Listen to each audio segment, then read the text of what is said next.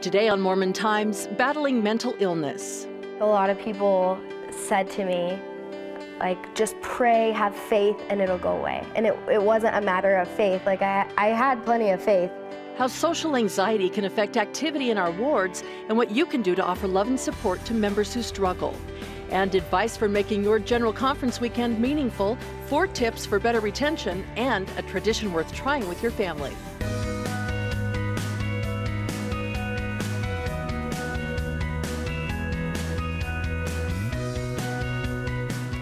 It's one thing to choose not to go to church, but it's quite another to go and then leave after just minutes because you can't handle the crowd. It's a real disease called social anxiety. It's paralyzing. And Danny Israelson hopes that being open about her ongoing struggle with the disorder will help others who've given up hope. I never really had a problem with social anxiety until I was on my mission. Before that, I just had spurts of depression and anxiety. When I was in high school and through my first few years of college, I was like a loudmouth, super obnoxious, but like I was always the center of attention. I had a zillion friends. I thought it was just like being a girl, like being emotional, so I didn't really seek the help that I really needed. Danny was called to serve a mission in Jamaica, and that's when her social anxiety really started to manifest itself. In the MTC, I would get scared to get up in front of the class, or when we would practice teaching lessons to each other, I would get really nervous. The problem worsened in her first area.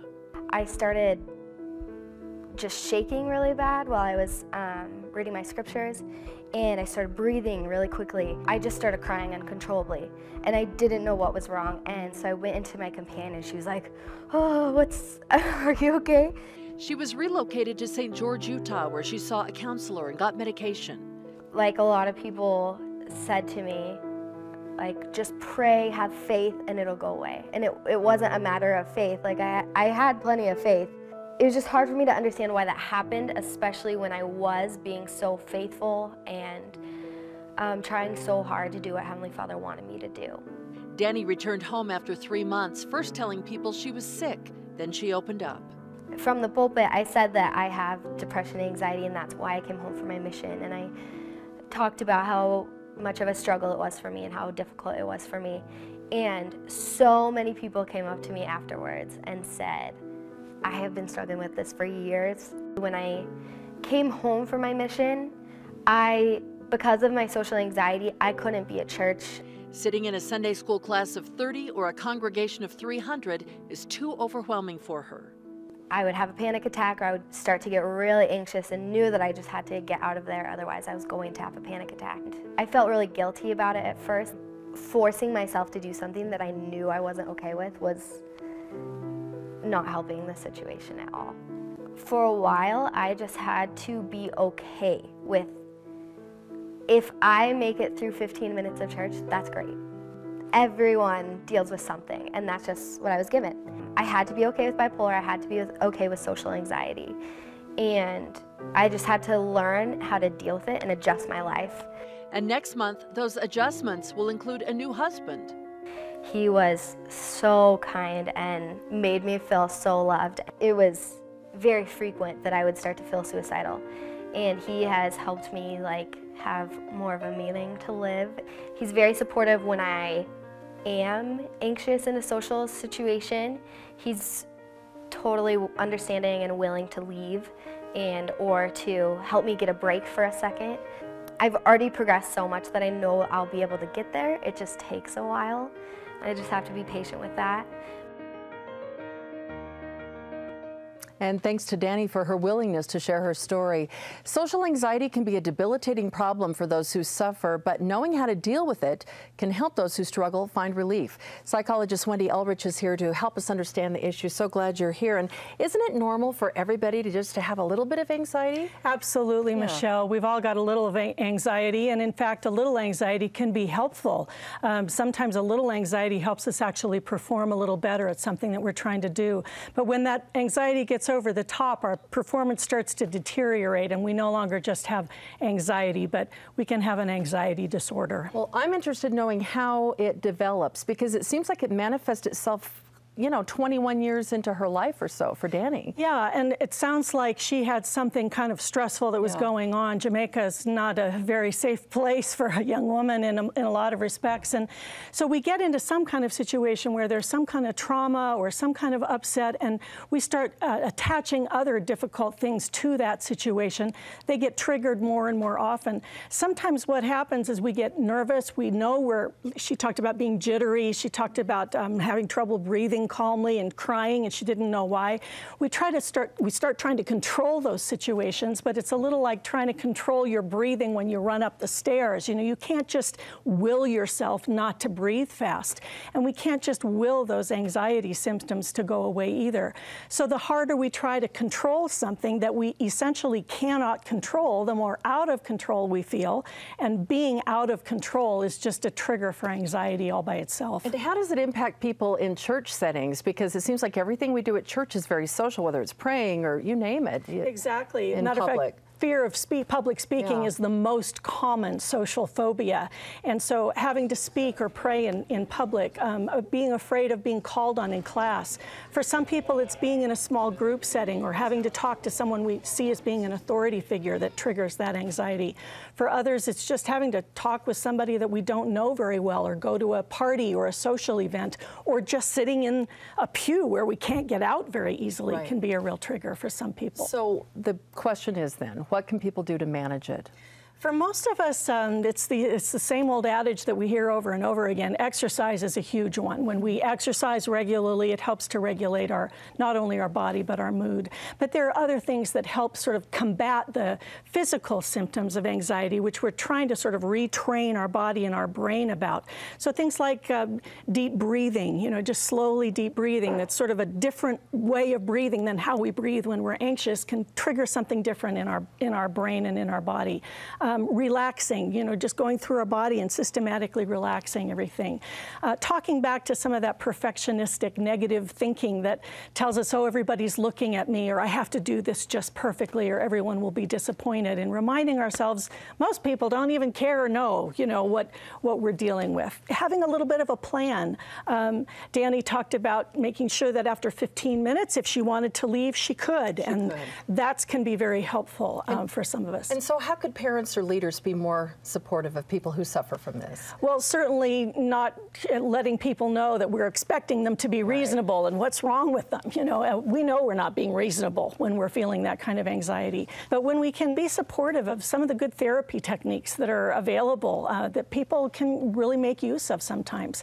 And when we just let them know we're on their side. She talked about her boyfriend and how reassuring and comforting he was, that we can model and let them know the Lord's not disappointed and angry, and neither am I. Great advice. Thank you so much, Wendy. Glad you were here today for that. Given the chance, what life advice would you offer yourself? We took to the street just off Temple Square to find out. And coming up next, we'll share your thoughtful insights. And with General Conference just around the corner, we've got ideas that'll make next weekend inspiring and enjoyable for you and your family.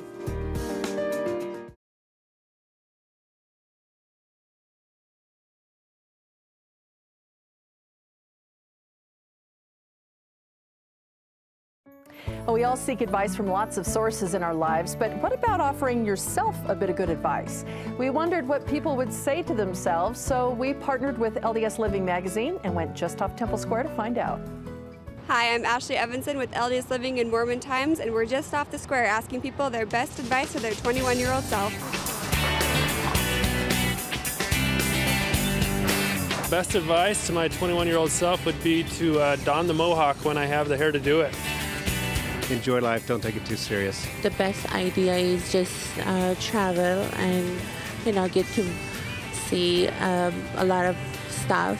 So the advice I would give my 21-year-old self is to really follow my passion, do what I love, figure out what that is early, and go for it from a young age. What about spiritual advice? What would you tell yourself? Wow. Be patient, stay active. You got to figure out where you are spiritually rather than where your family is, and decide what you believe in, and then live up to that. Keep close to the commandments. Always. Pray often. Read my scriptures more. Take advice from your parents. You have patience. things work out. Probably I'd do a little more praying. Don't ever stop going to church.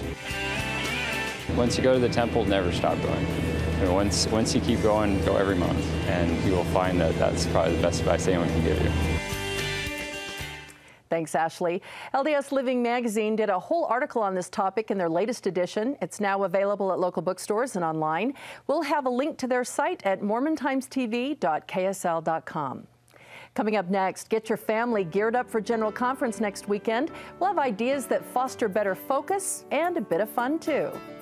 Nobody told me how to read a pattern. I just got a pattern and started in.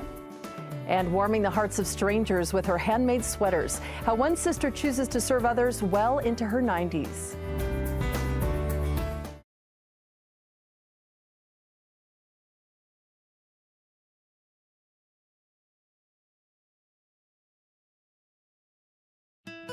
Well, General Conference is a great chance to learn important life lessons, but sometimes it can be a challenge to get the teens to listen in.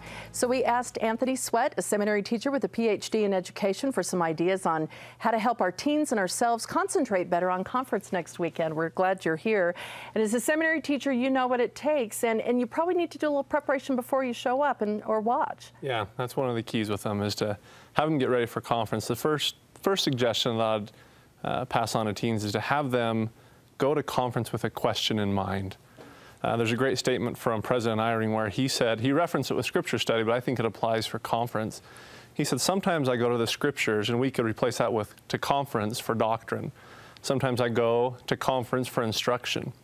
And he said, I usually go with a question in mind, and that question is, what would God have me do, or what would he have me feel?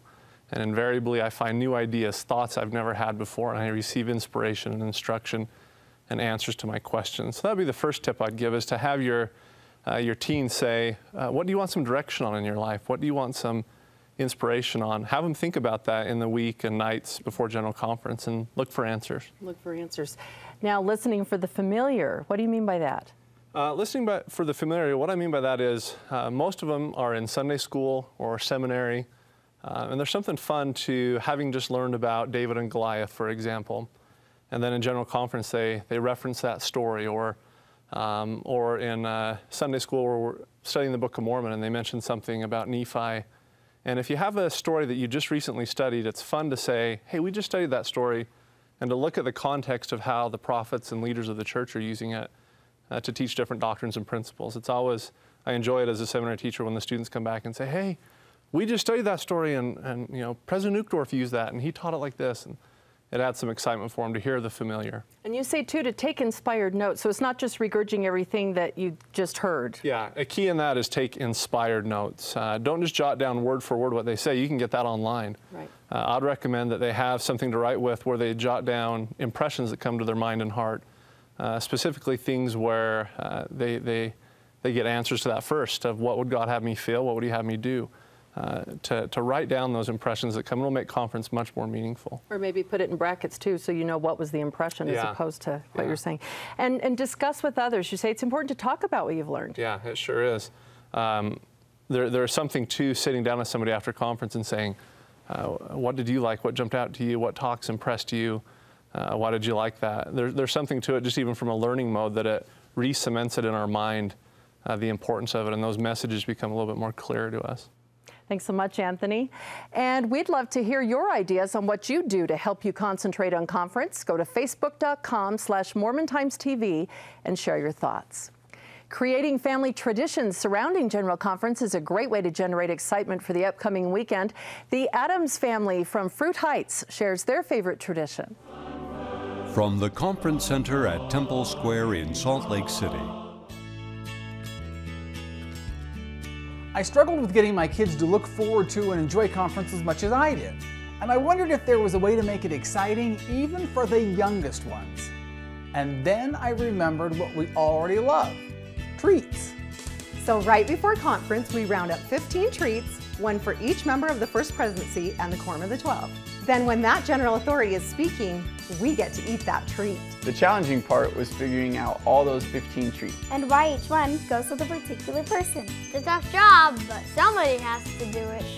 We pick the treat by learning about the general authority and finding something that fits with their name or their occupation or where they're from or what they like. For example, President Uchtdorf is from Germany, so when he talks, we get to have German gummy bears. When Elder Oaks is talking, well, an oak tree has acorns which are sort of like nuts, so we eat nuts. And before Elder Nelson ever spoke in conference, he was a world-renowned heart surgeon, so we have carrots. At least it's a heart-healthy snack. The list goes on. When Elder Perry talks, we get to eat peaches, just because a friend of ours ran into him at a fruit stand while he was buying peaches. Elder Bednar is the president of BYU Idaho, where they grow potatoes. That's why we have potato chips whenever he speaks. When President Eyring talks, we get to have pie, just because his son told us he likes to have pie. Elder Anderson was the president of the France Bordeaux mission. So when he speaks, we get to eat my favorite candy, a C's Bordeaux bar. Whenever Elder Cook talks, hello, cookies. That's an easy one. It's not just an excuse to eat treats, although that's part of it. It's turned into a way to personalize each of the general authorities, learn about their lives, and look forward to the words they will share with us at conference. And now around here, General Conference is the tastiest weekend of the year.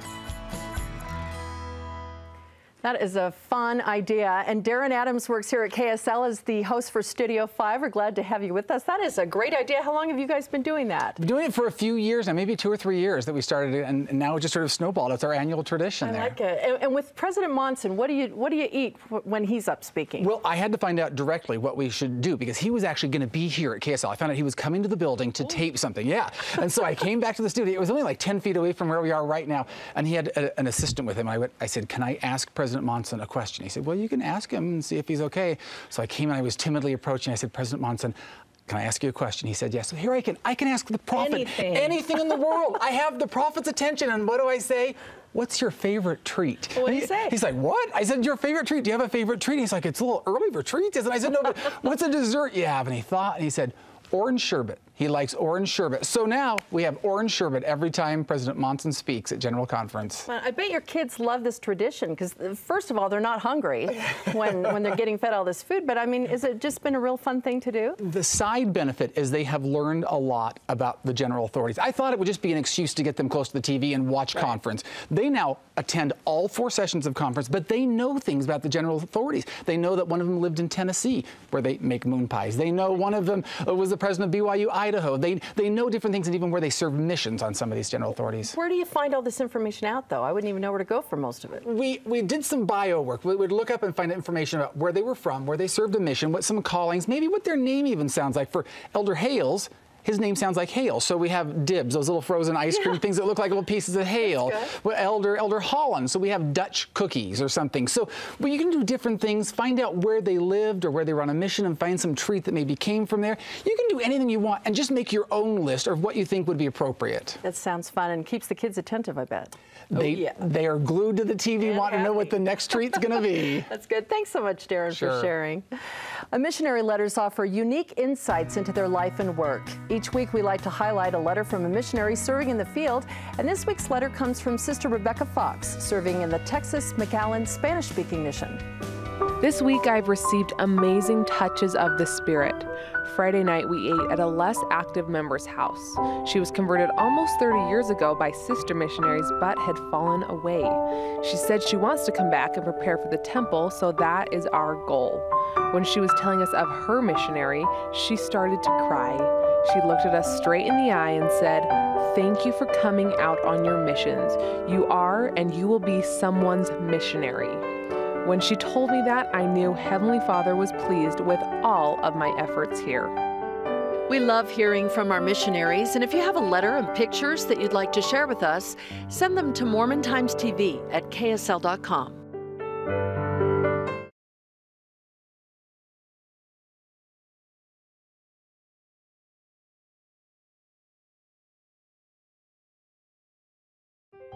In the church, millions of members quietly go about doing good works in their communities, and sometimes we're lucky enough to be able to tell their stories. Truda Jacobs, a great-grandmother from southern Alberta, Canada, is one of these members. She knits warm sweaters to bless the lives of those less fortunate. When I did starting adding them up, it was about between 147 and 150, somewhere there. Usually in a week, I can easily get one done finished. My name is Truda Jacobs. I'm 94 years old. I live in Bicardston, Alberta, at a little town called Mountain View.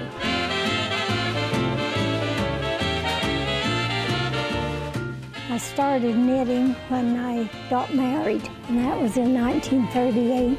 It's just a sunny day. I knit baby clothes, sweaters for my kids, socks, dresses for myself. Then I started on sweaters, so I've been doing those ever since.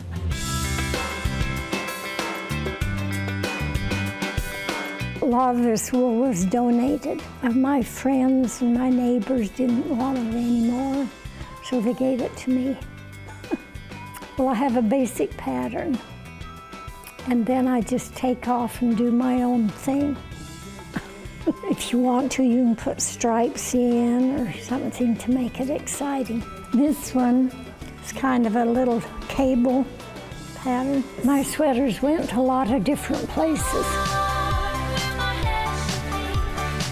Twice I sent them to Peru, and I sent them to Mexico, and then I sent some to women's shelters, and then to humanitarian.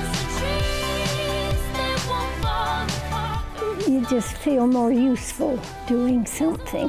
I think knitting is kind of a calming thing, and they say that people who knit are happy people.